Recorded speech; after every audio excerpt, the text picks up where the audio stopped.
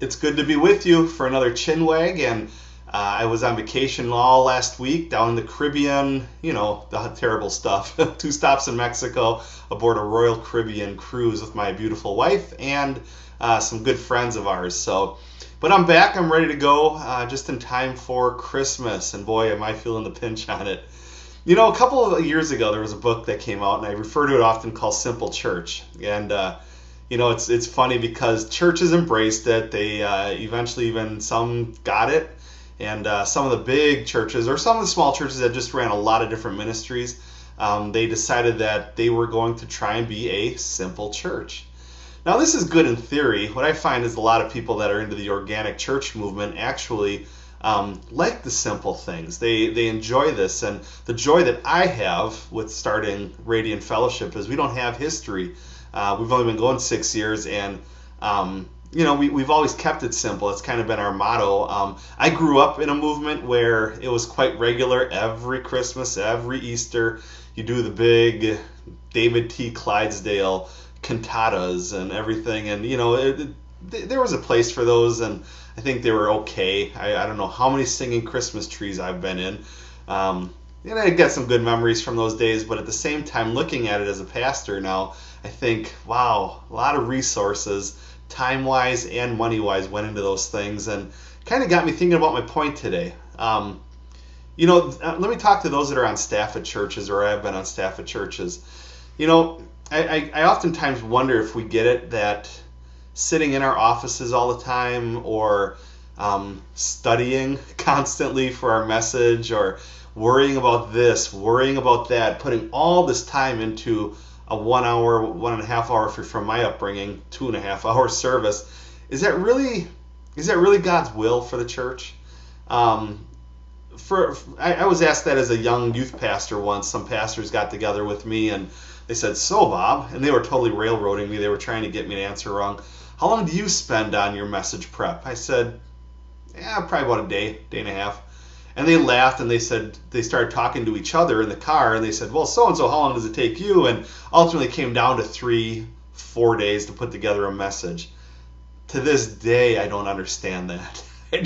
I don't understand that. I think putting together a message is a code word for getting away from the wife or the husband, depending on who the pastor is.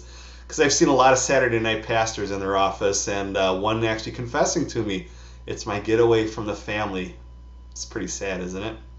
What is ministry? Is it putting hours upon hours into a 1 hour service? I don't think so. I think ministry is hanging out with people, scratching the schedule sometimes, and just being with people, hanging out with them and getting to know them a little bit, going and serving somebody else. I think one of the big frustrations that all of us that have either are married or have been married would agree on is the amount of time and stress and finances we can put into one little wedding service. I know ours was only about 25 minutes, but wow, there was a lot of time and energy put into that thing. I'm thankful for it, but I just wonder if that's what we do as churches. I made a note here on my handy dandy iPhone, and I was cruising in the car today. I said, how much time do we put into studying, and how much time do we actually minister to people? Those of us that are on staff. I mean, really, how much time do we actually put into hanging out with people, or it's stuck behind a desk? Yes, I know Sunday mornings are ministering to the church, the flock, whatever you want to say, or if you're running a ministry in the church, you might be ministering to them, but I think those people that are in the church and are part of the church, they need ministering to at some level, but they get it at this point. And so I put, that we somehow think of us performing on Sunday as ministry, and so we put all this time into it, and we basically make a performance out of a Sunday morning. Now, I get it. We need to have those times. I think it's important for us to have those times. Sunday mornings are a highlight of my week.